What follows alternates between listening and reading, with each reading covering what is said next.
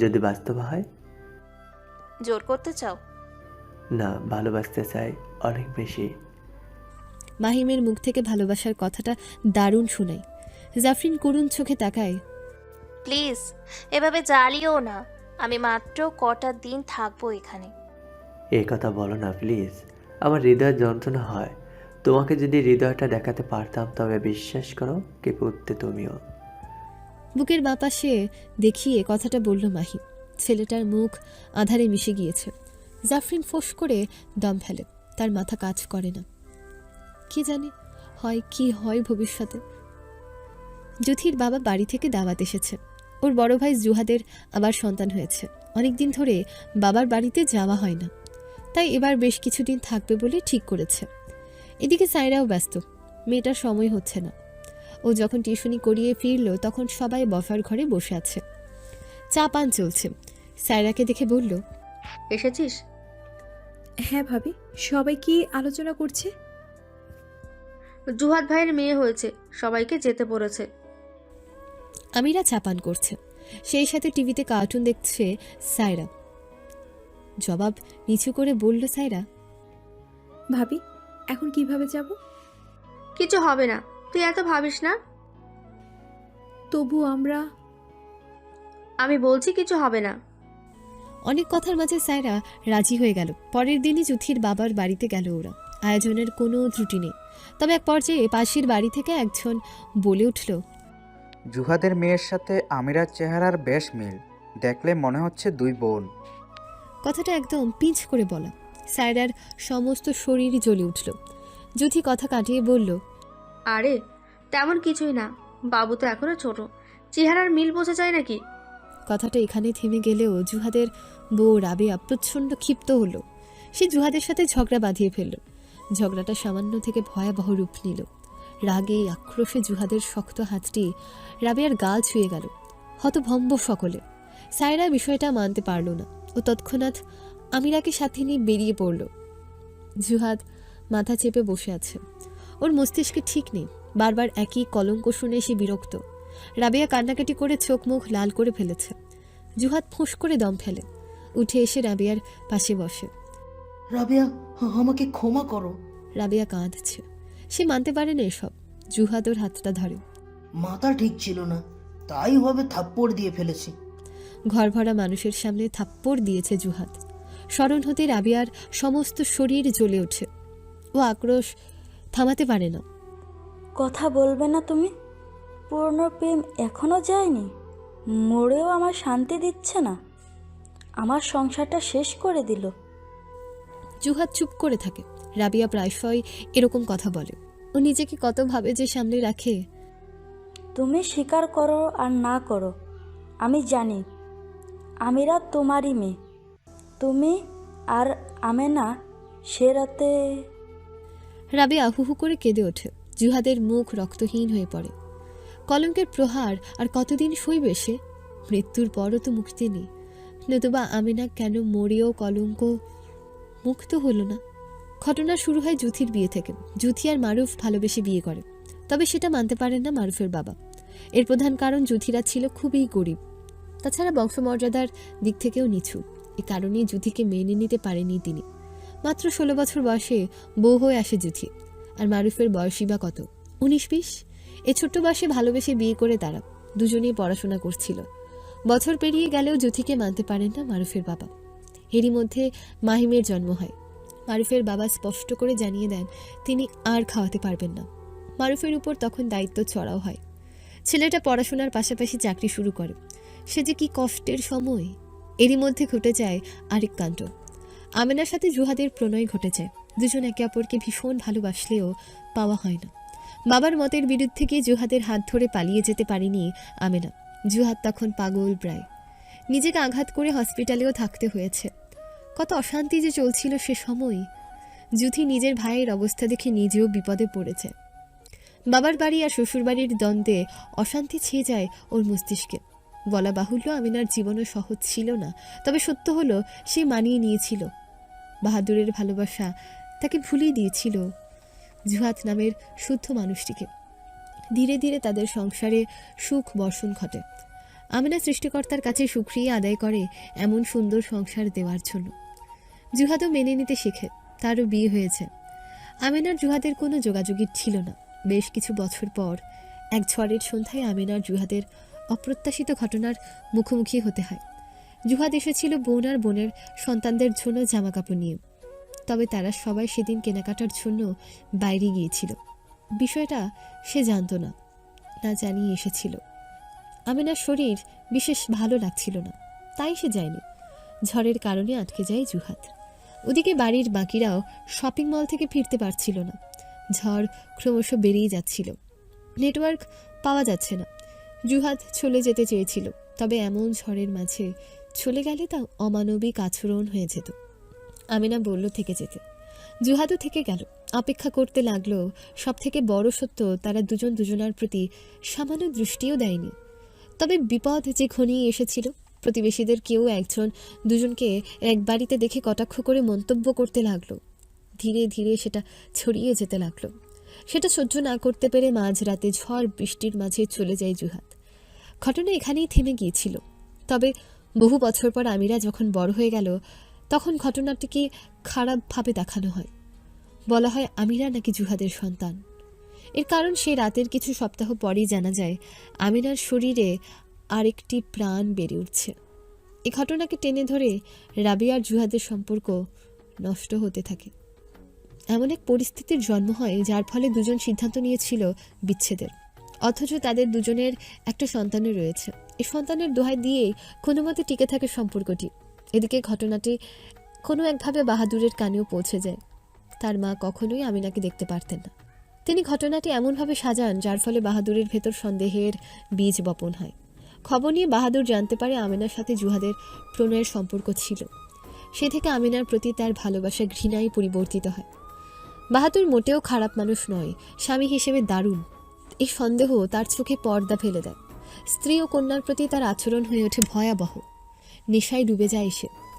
সায়রার সমস্ত শরীর কাঁপুনি দিয়ে জ্বর নেমে গেল। সে ধর্মড়িয়ে উঠল। ঘুমের ঘোরে 6 বছর আগের সেই অতীত দেখেছে সে। ভয়ে আর জয়ে তার শরীর ঘেমে গিয়েছে। ও দেখল ঘড়িতে রাত 3টে বাজে। ফোনের অ্যালার্ম বেজে চলেছে। সেটা বন্ধ করে শ্বাস নিতে থাকলো। ধীরে ধীরে শরীর স্বাভাবিক অবস্থান ফিরে পেলে হাত মুখ ধুয়ে নিল। তোয়ালে দিয়ে মুখ মুছে আরশির সামনে এসে দাঁড়ালো। দেখতে লাগলো নিজেকে। অনুভবের বলা কথাটার সাথে মিলিয়ে নিল। সে 29 বছর বয়সী নারী, তবে দেখতে এখনো বেশ সুন্দর। কথাটা একেবারেই মিথ্যে নয়। মুক্ত সমীরণ এসে পূর্ণ হলো কক্ষটি।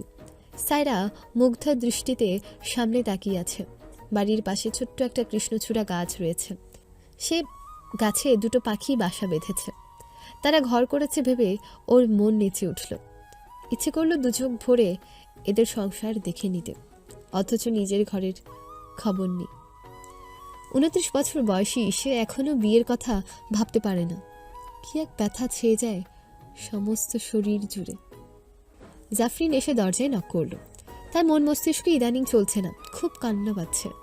সায়রা ওকে দেখে বলল, কি ব্যাপার জাফরিন, মুখ অমন শুকনো কেন দেখায়? মেয়েটার মুখ দেখে সায়রার মায়া হলো। ও এগিয়ে এসে বাহুতে হাত রাখল। কিছু হয়েছে? জাফরিনের সরল দৃষ্টি, চোখ দুটো বোধহয় ঈষৎ ছলছল করছে। সায়রা ওকে নিয়ে বসলো। তারপর কিছু সময় চেয়ে রইল। জাফরিন, তুমি বলো কি হয়েছে? এমন হয়ে আছে কেন মুখখানি? জাফরিনের কান্না পাচ্ছে, খুব কান্না পাচ্ছে তার। ও জিভের অগ্রভাগ দিয়ে ঠোঁট ভিজিয়ে নিল। দৃষ্টিতে লজ্জা মিশে আছে, যা সায়রা স্পষ্ট অনুভব করতে পারল। আমার কিছু ঠিক লাগছে না আপু। সেটির কারণ? আসলে বলে থেমে গেল জাফরিন। ঘটনাটা কেমন করে বলবে সে? এটা বলার মতন তো নয়। বলো জাফরিন, কি হয়েছে? এমন চুপ করে থেকো না প্লিজ। মাহিমের বিষয়ে কথা বলতে চাচ্ছি। সায়রা ঈষৎ থমকালো। জাফরিন হুট করে মাহিমের বিষয়ে কেন বলতে চাইছে? ও ভালো মতন কয়েকদিনের ঘটনা স্মরণ করল। দুজনের মাঝে খুব বেশি কথাবার্তা হতে দেখেনি সে। তবে কি হতে পারে? এদিকে জাফরিন মাথা নামিয়ে রেখেছে। ও দ্বিধা হচ্ছে, কিছুতেই কিছু বলতে পারছে না। সায়রা তখনও চেয়ে আছে। ও জানতে চাইছে দ্বিধা কাটিয়ে জাফরিন কিছু বলতে চাইছিল। সেই সময় ঘরে হুড়মুড়িয়ে ঢুকলো মাহিম। এসে জাফরিনের হাত স্পর্শ করলো। আমার সাথে আসো জাফরিন, কথা আছে। ছাড়ো হাত, তোমাকে নিষেধ করেছি। তর্ক করার মতো সময় নয় এখন, প্লিজ আসো।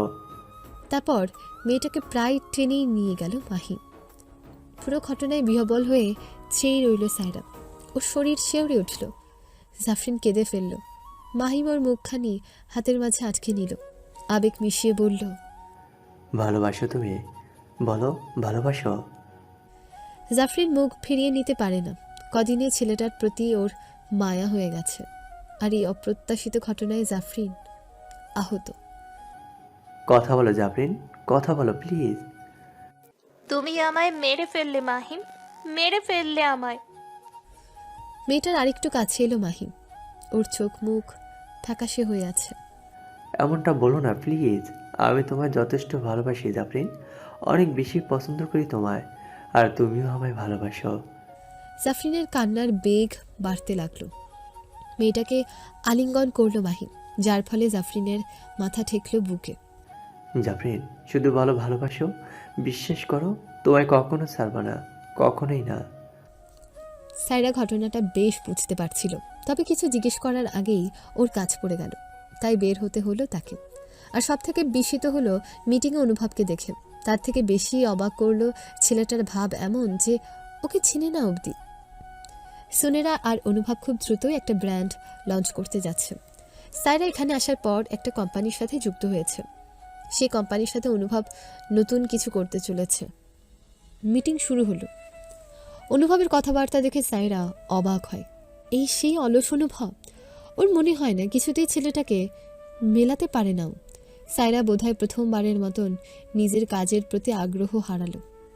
কিছুতেই মনোযোগ দিতে পারছে না। ব্রেক টাইমে কফি আনতে গেল। কফি তৈরি, কাপটা তুলবে সেই সময় খপ করে কাপটা নিয়ে নিল অনুভব। চুমুক দিয়ে বলল, এত মিষ্টি খাও তুমি? কারণ আমি তোমার তেতো নই। আমি তেতো? অবশ্যই, কিভাবে? সবভাবে। সায়রা ফের আরেক কাপ কফি বানাতে দিল। অনুভব মেয়েটাকে ভালো মতন দেখে নিয়ে বলল, তোমার মুখে বয়সের ছাপ পড়েছে সায়রা। ছেলেটার কথায় ভ্রু কুঞ্চিত করে চাইল সায়রা। অনুভব আরেকটু মজা নিতে বলল, দেখো, তোমার কপালে ভাঁজ পড়েছে। একটা নয়, পুরো দুটো ভাঁজ। একটু মোটি হয়ে গেছো, চোখে মুখে ক্লান্তি দেখা যাচ্ছে। তোমার সত্যিই বয়স হয়েছে সায়রা। সায়রার এত রাগ হচ্ছে। এদিকে অনুভব কথা বলতে বলতে ওর মুখের কাছাকাছি চলে এলো। দুজনের দৃষ্টি একত্র হলো। অনুভবের চোখে খুশি খেলা করছে।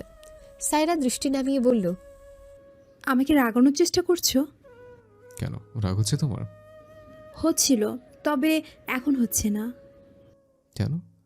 তোমার দৃষ্টিতে আমি আমার সৌন্দর্য দেখতে পাচ্ছি অনুভব। মুখে এসব বলল, চোখের দৃষ্টি কেমন করে বদলাবে অনুভব? তুমি চোখের দৃষ্টি পড়তে পারো সায়রা? সায়রা জবাব দিল না। অনুভব তার মাঝে খুব হলে 1 ইঞ্চির মতন দূরত্ব। কি হলো, উত্তর দিলে না যে? সব কথার উত্তর হয় না। অনুভব হাসল।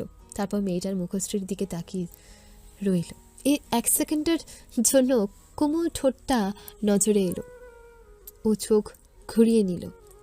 তুমি চোখের দৃষ্টি পড়তে পারো না সায়রা, একদমই পারো না। সায়রা হয়তো কিছু বলতো, তবে সেই সময় সুনেরার আগমন হলো। ও এসে বলল, কফি খাচ্ছ? আমায় কেন ডাকলে না? তুমি ব্যস্ত ছিলে। ও আচ্ছা, আমি কফি বানিয়ে দিই। সুইচ প্রেস করে অনুভবের হাতটা ধরল সুনেরা। সায়রার দৃষ্টিতে এলো সেটা। ও চোখ ঘুরিয়ে নিল। অনুভব কিন্তু সায়রার দিকে চেয়ে আছে। মেয়েটার ভাবমূর্তি বোঝার চেষ্টা করছে। এই মেয়েটা ওর দেখা পৃথিবীর সব থেকে অদ্ভুত প্রাণীর মধ্যে পড়ে। বের হওয়ার সময় অনুভব আর সায়রার দেখা হলেও কোনো কথা হলো না। দুজন দুদিকে চলে গেল। আজ সারাটা দিন বড় বিরক্তিতে কেটেছে সায়রার। ওর ভালো লাগছে না কিছু। নানান চিন্তায় মাথা জ্যাম হয়ে আছে। বাসায় ফিরে মাহিমের সাথে দেখা হয়ে গেল।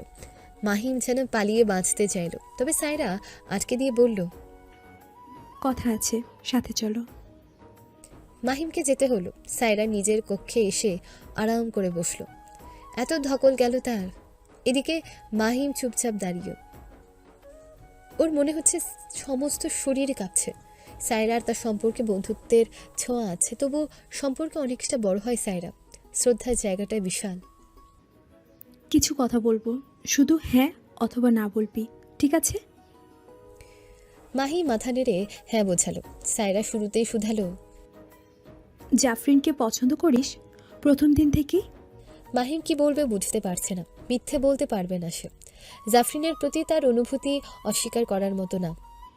কি হলো? পছন্দ করে। জাফরিন? জানি না। কেন? কিছু বলেনি। মাহিম চুপ, সায়রাও তাই। ছেলেটার মুখশ্রী ভালো মতন দেখে নিয়ে সায়রা বলল, বাসায় বলার মতো সাহস আছে? আছে। যদি না মানে? এবার মাহিমের হৃদয়ে ধক করে ওঠে। ও কিছু সময় চুপ করে থাকে। সায়রা এই মুহূর্তে কিছুই বলতে পারছে না, পারে না। তবে উঠে এসে মাহিমের বাহুতে স্পর্শ করে। সম্পর্কে সন্তানের মতন হলেও বয়সে আহামরি পার্থক্য নেই, তাই বন্ধুত্বের ভাব আছে বেশ। মাহিম, সম্পর্ক তৈরি যতটা কঠিন, ভাঙা ততটাই সহজ। তাই সব দিক বিবেচনা করে সিদ্ধান্ত নেবে। সাথে এটাও মাথায় রাখতে হবে, এমন কোনো আচরণ যেন না হয় যার ফলে অপর পাশের ব্যক্তিটি অসম্মান হয়। সায়রার কথাটা বুঝতে পারল মাহিম, মাথা দুলিয়ে বলল, আমি এমন কিছু করব না বেবি। জাফরিনের স্বাধীনতা আছে পুরো। অনুভব, তুমি আমায় এভাবে কল করে জেরা করো কেন বলো তো? এটা পুরো আমার ব্যক্তিগত ব্যাপার স্যাপার সায়রা।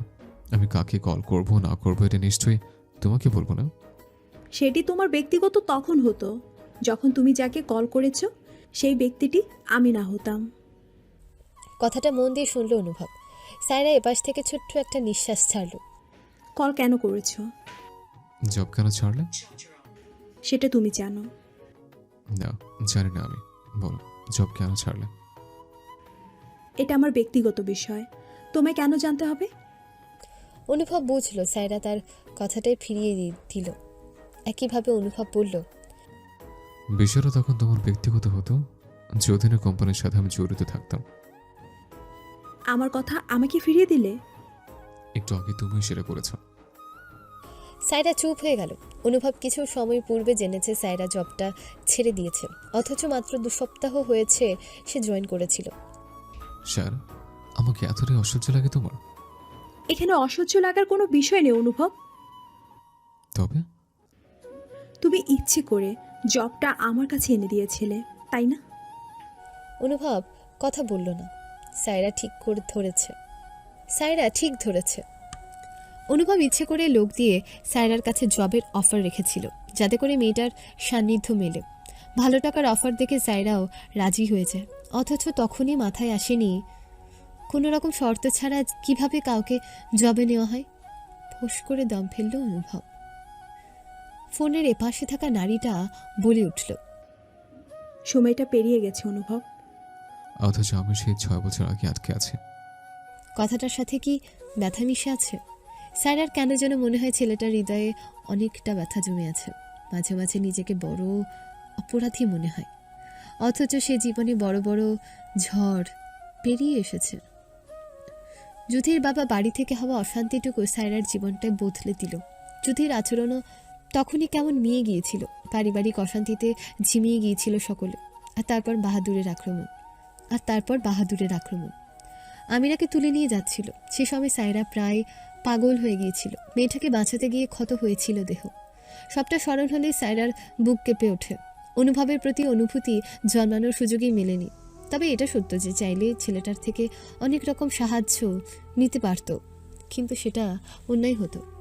সায়রা চায়নি ছেলেটার সাথে অমন অন্যায় করতে। আর তারপর যখন সুযোগ মিলল তখনই দেশ ছেড়ে গেল। অনেকটা দ্রুত ঘটেছিল সবটা। সেই ছোট্ট সময়টুকু সায়রার জীবনটাই বদলে দিল। জাফরিনের যাওয়ার সময় হয়েছে।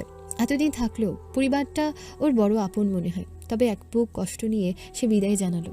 সব থেকে কষ্টের বিষয় হলো কোথাও মাহিমকে দেখা যাচ্ছে না। ছেলেটা বিদায় বেলায় দেখা দিল না। জাফরিন নিজের কান্না আটকে রেখেছে। গাড়ি চলছে, দূরত্ব বাড়ছে। জাফরিনের হৃদয় ভেঙে যাচ্ছে। সময়ের সাথে সাথে গাড়ি এয়ারপোর্টে এসে থামলো। ব্যাগপত্র নিয়ে নামলো জাফরিন, আর তারপর এগিয়ে যেতে লাগলো। এদিকে মাহিম আগে থেকেই এয়ারপোর্টে অবস্থান করছে। ওর ভেতরটা ভীষণ তপ্ত হয়ে আছে। রাগ অভিমান থেকে মেয়েটাকে বিদায় জানাবে না ভেবেছিল, তবে পারল না। মেয়েটাকে দেখার লোভ ওকে টেনে নিয়ে এলো।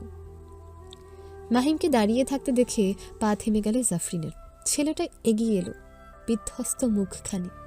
এ নাকি ডাক্তার? জাফরিনের হাসি পেল, চোখের কান্নাটা দমিয়ে রেখে বলল, তোমাকে পাগল লাগছে মাহিম, ডাক্তার ছেলেকে এভাবে মানায় না। তাতে তোমার কি জাফরিন? তুমি তো পছন্দ করো না আমায়। জাফরিন উত্তর না দিয়ে সরল চোখে তাকালো। নিজেকে আটকে রাখতে ব্যর্থ হলো মাহিম। চারপাশের মানুষজনকে অবজ্ঞা করে জড়িয়ে ধরল মেয়েটিকে। উষ্ণতা পেয়ে জাফরিনের গাল বেয়ে এক বিন্দু অশ্রু নেমে গেল। মাহিম ভাঙা গলায় বলল, অপেক্ষা করবে জাফরিন, আমি জানি ফিরবে তুমি জাফরিন। কি এক দায় থেকে ছেলেটার পিঠে হাত রাখলো জাফরিন। কান্না আটকে বলল, সময় হয়ে গেছে, যাচ্ছি আমি। নিজের যত্ন নিও ডাক্তার, তোমাকে এমন বিষণ্ণ মানাচ্ছে না।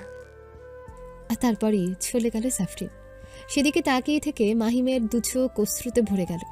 হয়তো জাফরিন ফিরবে, কিংবা ফিরবে না, তবুও আশায় থাকবে মাহিম, নিজের ভালোবাসা পাওয়ার অপেক্ষায়।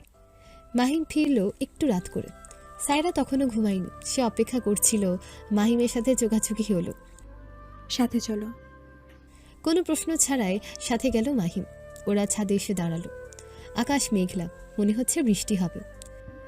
অনেক বড় হয়েছিস মাহিম, সবটা বোঝার মতো বোধ আছে জানি। আমার জীবন সম্পর্কে সবটা তোর জানা। কতগুলো দুঃখ সয়ে আজও আমি এখানে দাঁড়িয়ে। বেবি, তুমি আমিরার জন্য অনেক কিছু স্যাক্রিফাইস করেছো, কিন্তু আমি কার জন্য করব? নিজের জন্য করতে হবে। জাফরিন যদি ফিরে আসে তবে সব থেকে বেশি খুশি আমি হব। তবে মাহিম, বিপরীত জিনিসটাও ভাবতে হবে। নিজেকে ভেঙে ফেলা আসলে ঠিক নয়। মাহিম মৌন হয়ে বসে রইল। তার ভেতরটা ক্ষত হচ্ছে শুধু। আলগোছে ওর গাল ছুঁয়ে দিল সায়রা। বয়সের তুলনায় ওর ম্যাচুরিটি একটু বেশি। সময় কারোর জন্য অপেক্ষা করে কি? করে না বোধহয়। সায়রা নিজের ঘরে শুয়েছিল, আজ তাদের বাসায় মেহমান আসবে। এটা সে জানতো না। শরীরটা কেমন ম্যাচ ম্যাচ করাই ঘরে ছিল। আমিরা এসে দরজায় নক করল। মিমি, বসে আছো কেন? বাড়িতে মেহমান এসেছে। কারা এসেছে রে? জুহাদ মামারা এসেছে। জুহাদের কথাটা শুনে একটুখানি অন্ধকার ছুঁয়ে গেল সায়রার মুখখানি। সে অতীতের কথা স্মরণ করলেই কষ্ট পায়। আর কে কে এসেছে? ওনাদের বাড়ির সবাই এসেছে। সায়রা চটপট উঠে দাঁড়ালো, নিজেকে পরিপাটি করে বের হলো। বসার ঘরে তখন নাস্তার আয়োজন করা হচ্ছে। যুথি প্রচণ্ড ব্যস্ত, ওর সাথে সাহায্য করতে লাগলো সায়রা। ভাবি, একটা কথা বলবো? জানি কি বলবি, ওসব নিয়ে ভাবার কিছু নেই। এখন সব ঠিক আছে, আমিরার প্রতি তাদের কোনো বাজে মনোভাবও নেই। সায়রা বুঝে নিয়ে কাজে সাহায্য করতে লাগলো। বসার ঘরে সবার মুখ হাসিতে ভরে গেছে, সবাইকে বেশ ফুরফুরে দেখাচ্ছে। বিষয়টা সায়রার মনকে প্রশমিত করলো। আজ সবাই থেকে গেল, তাই আড্ডা দিতে দিতে বেশ রাতই হয়ে গেছে। সায়রার চোখটায় ঘুম ঘুম ভাব। ও সবাইকে বিদায় জানিয়ে নিজের ঘরে ফিরল। এসে দেখলো অনেকগুলো কল। অনুভবের নাম্বার থেকে। অন্য কেউ হলে সায়রা দিন অবধি অপেক্ষা করত, তবে অনুভব হওয়াতে সে চট করে নাম্বারটাতে কল করল। রিসিভও হলো চটপট। সায়রা, এত ব্যস্ত তুমি? কল রিসিভও করছিল না? অনুভবের কণ্ঠে উদ্বেগ। সায়রা স্থির গলায় বলল, এভাবে কেন কথা বলছো? তাহলে কিভাবে বলবো বলো? কথাটা বলে অনুভব যেন বুক ভরে সমীরণ টেনে নিল। তারপর দুঃখের মতন করে বলল, আমি কখনো সিগারেট খাইনি সায়রি, মদ ছুঁয়ে দেখিনি। তোমার প্রত্যাখ্যান অবহেলায় সবকিছুর পর আমি অন্য কোনো নেশে নিজেকে ডোবাতে পারিনি। তোমার প্রতি আমার যে নেশা, সেটা পৃথিবীর সব নেশাকেও হার মানায়। আমার কোনো জোর নেই। তুমি অন্য কারো হয়ে গেলেও আমি বাধা দিব না তোমাকে। তবে তোমাকে ছাড়া আমি কিছুই ভাবতে পারবো না সায়রা। তোমাকে পাই বা না পাই, আজীবন ভালোবাসবো। অনুভবের বলা কথাগুলো একেবারেই বুঝল না সায়রা। ছেলেটা হুট করে এতটা খোলামেলা হলো কেন? এই ভাবনাটা সেদিন রাতে ঘুমোতে দিল না সায়রাকে। তবে সকাল হতেই বিষয়টা পরিষ্কার হয়ে গেল। জুহাদের ছোট ভাই আছে, নাম জাবেদ। ছেলেটা তুখোর মেধাবী, আর এই মেধার পেছনেই নিজের জীবনের 32টা বছর শেষ করেছে। অথচ বিয়ের ব্যাপারে একেবারেই আগ্রহ ছিল না। কিছুদিন হলো সে ঘরমুখী হয়েছে। শুধু ঘরমুখীই নয়, একেবারে বিয়ের জন্য তাড়া দিচ্ছে। আর তার পছন্দের তালিকায় সবার উপরে সায়রার নামটি উঠে এসেছে। সবটা বুঝে সায়রার মাথাটা খোলসা হওয়ার উপক্রম। ছেলেটা সব সময় চুপচাপ স্বভাবের ছিল, তাই ওদের তেমন কথাও হয়নি কখনো। দুজন এখন ছাদে অবস্থান করছে। জাভেদকে দেখলে বোঝা যায় ছেলেটা কতটা নম্র স্বভাবের। এই যে এখন সায়রার পাশে দাঁড়িয়ে, অথচ চোখ তুলে দেখছে না একবারও। সময় অনেকটা চলে যাওয়ার পর সায়রা বলল, আপনার সাথে আমার সেভাবে পরিচয় নেই, শুধু জানতাম ভাবির ভাই, যে পড়াশোনা ছাড়া আর কিছুই বোঝে না। জাভেদ শুরুতেই উত্তর করল না, বরং কিছুটা সময় নিয়ে বলল, ছোট থেকেই পড়াশোনার প্রতি খুব আগ্রহী ছিলাম। নানান বাধা থাকা সত্ত্বেও বারবার প্রমাণ করেছি নিজেকে। পড়াশোনা শেষ করে বিসিএস দিয়েছি। প্রথমবারই সারা দেশের কাতারে উঠে এসেছি। সব মিলিয়ে নিজেকে নিয়ে ভাবার সময় হয়ে ওঠেনি, তাই কখনো আমাদের সেভাবে কথা হয়নি। কিন্তু আমাকে কেন পছন্দ? পছন্দের জন্য কোনো বিশেষ কারণ থাকতে হয় নাকি? এহেন প্রশ্নের কারণে থমকে যায় সায়রা। বাতাসে তার চুলগুলো উড়ে যাচ্ছে। জাভেদ ফের বলে, আমার বোনের ননদ আপনি, সঙ্গত কারণে আমাদের সেভাবে কথাবার্তা হয়নি, তাই চেনা জানাটাও হয়তো কম। তবে আপনাকে আমি অনেক আগে থেকেই লক্ষ্য করেছি। কেমন? বিশেষভাবে নয়, তবে আপনার আচরণগুলো খেয়াল করতাম, চালচলন দেখেছি, স্যাক্রিফাইস, কথা বলার ধরন, সব কিছু মনে প্রভাব রাখার মতো। সায়রার মাথা ব্যথা করছে। ও জাবেদের দিকে তাকিয়ে থাকতে পারছে না। কথা ঘুরিয়ে বলল, চলুন নিচে যাই, প্রচণ্ড রোদ আজ। সায়রা নিজ ঘরে তো ফিরল, তবুও শান্তি পাচ্ছে না। বাড়ির সবাই মোটামুটি রাজি। ও বাড়ি থেকে প্রস্তুতিও নিয়ে এসেছে। সব মিলিয়ে মাথা কাজ করছে না। কিভাবে সামাল দেবে সব, এটাই বুঝতে পারছে না ও। সেদিন পুরো সকালটা নিজ ঘরেই পার করলো। দুপুরের দিকে যুদ্ধি এসে দরজায় নক করলো। দরজা খুলে দিতেই হুড়মুড়িয়ে প্রবেশ করলো। তোর কি শরীর খারাপ লাগছে? মেয়েটার মাথায় হাত দিয়ে কথাটা বলল যুথি। সায়রা জবাব না দিয়ে চেয়েই রইল। হ্যাঁ রে সায়রা, তোর আবার কি হলো বলতো? সব ঠিক আছে বোন? কিছু হয়নি ভাবি। জাবেদের বিষয়ে ভেবেছিস? আপাতত না। কেন? আমার ভালো লাগছে না কিছু। তুই কি বিয়ে করবি না আর কখনো? জানি না ভাবি, আমার ভালো লাগছে না কিছু। সায়রা ধপ করে বিছানায় শরীর এলিয়ে দিল। যুথি ওর পায়ের কাছটাই বসলো। জাবেদ কিন্তু অন্যদের তুলনায় ভীষণ ভালো। নিজের ভাই দেখে প্রশংসা করছে এমন নয়, ওকে ভেতর থেকে চিনলে না করতে পারবি না। সায়রা এবারও জবাব দিল না। যুথি বলতে লাগলো, ভাইটা আমার বিয়ে করেনি শুধু তোর জন্য। শুরু থেকেই ওর বিষয়গুলো বুঝতে পারতাম, তবে বলার মতো পরিস্থিতির সাহস ছিল না। তোর ওপর দিয়ে কম ঝড় তো গেল না। আমিরার নামে প্রপার্টির অংশ থাকায় বাহাদুর ভাই যা যা করলেন। এই অবধি বলে থামলো যুথি। খেয়াল করে দেখলো সায়রার তেমন একটা মনোযোগ নেই। এই সায়রা! ধাক্কা পেয়ে মনোযোগ ফিরল সায়রার। উঠে বসলো। তারপর হাঁটুতে মুখ ঠেকিয়ে বলল, জীবনে তো অসহায় কেন ভাবি? তুই এখনো সাইদকে নিয়ে ভাবছিস? সাইদ নামটা শুনে সায়রার ভেতর থেকে কোনো উত্তেজনা এলো না। ছেলেটার প্রতি ওর অনুভূতিরা আর ডানা মেলতে চায় না। সে নিশ্চয়ই বউ সংসার নিয়ে ভালো আছে, থাকারই কথা। এতগুলো বছর পার হলো। সায়রার মনে এখন অন্য চিন্তা। ওর মস্তিষ্ক বড় দোটানায় ভুগছে। কোনটা ঠিক হবে আর কোনটা ভুল হবে কিছুই যেন খেয়াল হচ্ছে না। বিয়েটা সায়রার মতামতের জন্য আটকে গেল। ও সময় চেয়েছে, দেওয়াও হয়েছে। সবাই আজ বিদায় নেবে। জাবেদের মুখটা শুকনো, চোখে ব্যথা। সায়রার বুকটা হুহু করে উঠল। ছেলেটার দৃষ্টি অনেক কিছু বোঝাতে চাইল, তবে সায়রা সেসব বুঝেও না বোঝার ভান করে রইল। সবাই যখন চলে গেল, সায়রা এলো নিজ ঘরে। এসে ঘুমিয়ে নিল। ঘুম ভাঙল একদম বিকেল 4টায়। মেজাজ তখন অনেকটাই ফুরফুরে। আমিরা এসে চা দিয়ে গেল। তারপর শুধালো, কোথাও যাবে মিমি? বইয়ের দোকানে। তুমি আবারও কবে থেকে বই পড়া শুরু করলে? জবাবে কিছুটা হাসির দেখা মিলল সায়রার অধরে। আমিরা মিমির দিকে কিছু সময় চেয়ে থেকে চলে গেল। এই নারীটাকে বোঝা তার কর্ম নয়। অনুভব তখন নিজের বারান্দায় দাঁড়িয়েছিল। বিষণ্ণতা মেখে আছে মুখশ্রীতে। ক্ষণে ক্ষণে বুকের ভেতর থেকে তপ্ততা নামছে। ও মন ভরে সমীরণ টেনে নিল। দেখল কলিং বেল বেজেই চলেছে।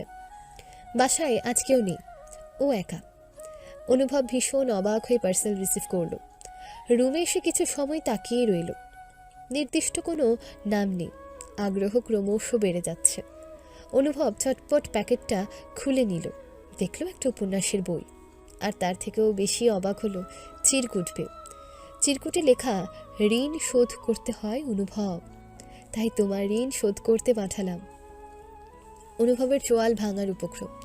সায়রা তাকে বই পাঠিয়েছে ঋণ শোধ করার জন্য। ওর চোখ মুখ আঁধারে ডুবে গেল। তৎক্ষণাৎ কল করলো। রিসিভ হলো 1 সেকেন্ডে। এই কেমন ঋণ শোধ ছাড়া? সায়রা একগাল হেসে বলল, ঋণ শোধ হওয়ায় খুশি হওনি? অনুভব জবাব না দিয়ে চুপ করে রইল। এই মেয়েটাকে বুঝতে পারে না ও। এখন রাখছি অনুভব। এমনভাবে বলছো যেন পরে আবার কল করবে। কেন? পরে কল করলে খুশি হবে না? তুমি বিয়েটা করে নেবে, তাই না? পাল্টা প্রশ্ন পেয়ে সায়রা অবাক হলো না। ছেলেটার ভেতরে এখন ঝড় চলছে। সে জেনেছে জাবেদের সাথে সায়রার বিয়ের কথা চলছে। এত জেনে কি করবে অনুভব? তার চেয়ে বরং বই পড়ো। বইমেলা থেকে তুমি আমায় বই কিনে দিয়েছিলে। ঋণের বোঝাটা বইতে পারছিলাম না আর। ঠিক তারপরই কলটা কেটে গেল। অনুভব ফ্যাল ফ্যাল করে চেয়ে রইল। সত্যি বলতে ওর কান্না পাচ্ছে। হামা করে কাঁদতে পারলে ভালো লাগতো। এই মেয়েটা এত যন্ত্রণা দিল ওকে। 2 দিন পর সায়রার নাম্বার থেকে কল এলো। অনুভব তখন উদাস দৃষ্টিতে চেয়ে আছে। সে একবারে দেবদাস হয়ে গেল। কলটা রিসিভ হতে ওপাশ থেকে সায়রা বলল, তুমি একদম বদলাওনি অনুভব, একদম বদলাওনি। বইটা এখনো দেখোনি, তাই না? অনুভব জবাব দিতে পারল না। এই বইটা দেখানোর জন্য সায়রা এমন কেন করছে? ও প্রশ্ন করতে যাচ্ছিল, তবে কলটা কেটে গেল। অনুভব 2 বার কল করলো, তবে সায়রা কেটে দিল। ও বুঝতে পারলো আর কল করে লাভ নেই। তারপরের 2 দিন অনুভবের জন্য সব থেকে বেশি চ্যালেঞ্জিং হলো। সে বইটা খুলেছে, দেখেছে, তবে আহামরি কিছু তো বুঝতে পারেনি। আর এই না বুঝতে পেরে ছেলেটা রাতের ঘুম হারাম হয়ে গেল। সে এখন কফি শপে বসে আছে আর বই নিয়ে গবেষণা চালাচ্ছে সাইম। সে গভীর মনোযোগ দিয়ে বইটা দেখে বলল, স্যার, ম্যাডাম আর কোনো ক্লু দেয়নি? না। কোনো ক্লু না? না সাইম, কোনো ক্লু দেয়নি। ব্যাপারটা জটিল, অনেক বেশি জটিল। আমি কিছু বুঝতে পারছি না। অনুভব মাথা চেপে ধরল। কফি আসতেই সাইম বলল, স্যার কফি খান, মাথা ঠান্ডা হবে। হট কফিতে মাথা ঠান্ডা হয় সাইম? উফ, সরি স্যার, আমি কোল্ড কফি আনতে বলি। দরকার নেই। অনুভব কফি কাপ তুলে নিল। 1 চুমুক দিয়ে বইটার দিকে তাকালো।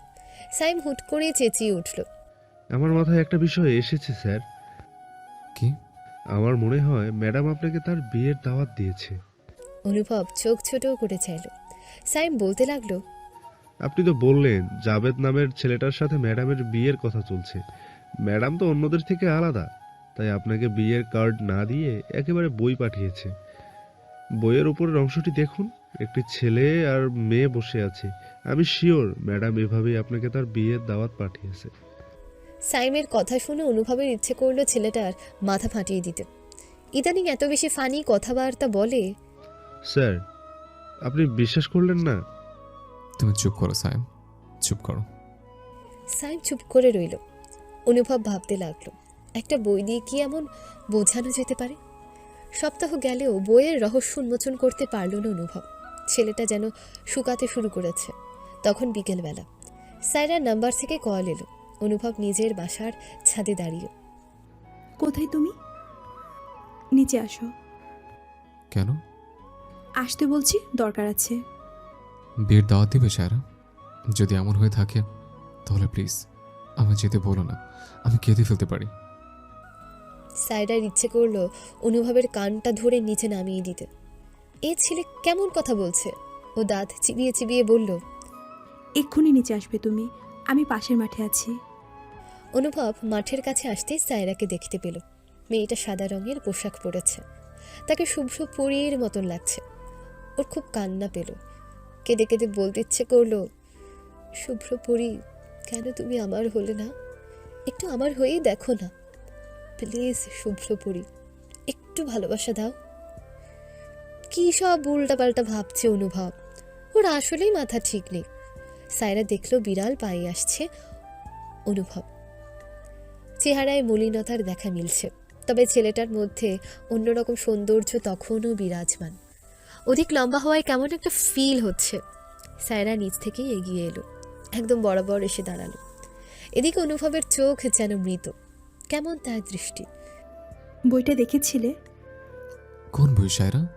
আমার তো কোনো বইয়ের কথা মনে আসছে না। স্বাভাবিকভাবে কথা বলো অনুভব, এমন পাগল পাগল ভাব নিও না প্লিজ। আমি আর কখনো স্বাভাবিক হব না। তুমি বিয়ের কার্ড দিবে তো? দাও, নিয়ে যাই। আমি ঘরের মধ্যে বড় ফ্রেমে বন্দি করে রাখবো। সায়রা সত্যিই অবাক হচ্ছে, এই অনুভবকে চিনতে পারছে না। ও ঠোঁট কামড়ে বলল, বইটা দেখে কি বুঝলে? কি বুঝবো? আমার মাথা। সেটা তো তোমার সাথেই আছে, আমাকে তো দেওনি সায়রা। যদি দিতে তাহলে মাথায় তুলে রাখতাম। আমার মাথার থেকে বেশি উপরে থাকতো তোমার মাথা। উফ অনুভব। অনুভবের ভেতর থেকে হতাশা শ্বাস নেমে এলো, আকাশ ডেকে উঠেছে।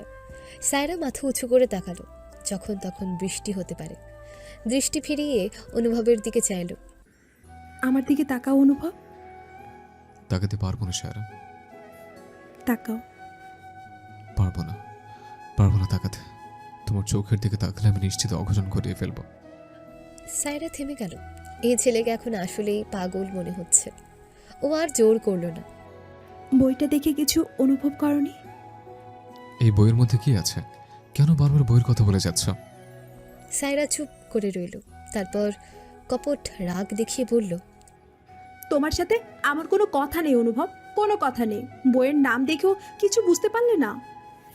সায়রা সত্যি সত্যি রাগ দেখিয়ে চলে যাচ্ছে। অনুভব হতাশ, আকাশ ডেকে উঠছে। দু এক বিন্দু জল এসে পড়েছে চোখে মুখে। বইটার নাম স্মরণ করল অনুভব, হৃদয়ে রয়েছ গোপনে। মনে মনে কয়েকবার হৃদয়ে রয়েছ গোপনে উচ্চারণ করল। একবার, দুবার, তিনবার, এভাবে 7 বার উচ্চারণ করে থেমে গেল। সহসায় বুকের ভেতরটা ধক করে উঠল, ফট করে চোখ মেলল। বিকট গর্জন করে বৃষ্টি নেমে এলো পৃথিবীর বুকে। আর তারপর ভিজিয়ে দিল সমস্ত শরীর। অনুভব খেয়াল করলো সায়রা অনেক দূরে এগিয়ে গেছে। ও 1 সেকেন্ড সময় নষ্ট করল না, ছুটে গেল বাতাসের গতিতে। মাত্রই মাঠ ছাড়ার জন্য পা বাড়িয়েছিল সায়রা। অনুভবের পায়ের শব্দে ঘুরে তাকালো। বৃষ্টির জলে মেয়েটা ভিজে একাকার হয়ে গেছে। বিকেলের এই হঠাৎ বৃষ্টিতে সায়রার সৌন্দর্য যেন আরও অনেক বৃদ্ধি পেয়েছে। ভেজা ঠোঁট ভীষণভাবে টানছে। অনুভবের অধর প্রসারিত হলো। ছেলেটার এমন দৃষ্টিতে সায়রা বিস্মিত হয়ে পড়ল। এর থেকেও বেশি বিস্মিত হলো অনুভব যখন একদম শক্ত করে জড়িয়ে ধরল, বুকের মাঝে মিশিয়ে নিতে চাইল। স্বাভাবিকভাবে সায়রা তখন অনুভূতিহীন, আর অনুভব তখন চিৎকার করে বলল, বইয়ের রহস্য উন্মোচন করতে পেরেছি সায়রা, পেরেছি আমি। I love you, I love you. এভাবে হৃদয়ের গোপনে রেখে দিও প্লিজ। কথা দিলাম, তোমার প্রতিটা বিকেলের মুগ্ধতা হয়ে নামবো আমি, বৃষ্টির মতন মিশে যাব, ভালোবাসা রাখবো। কথা দিলাম সায়রা, কথা দিলাম তোমায়। অনুভব অমন করেই মেয়েটাকে জড়িয়ে রইল। এদিকে সায়রার 2 চোখের জলের সাথে বৃষ্টির জল মিশে একাকার হয়। ছেলেটা কি জানে কত যুদ্ধ করে সায়রা আজ নিজের অনুভূতির কথা জানিয়েছে?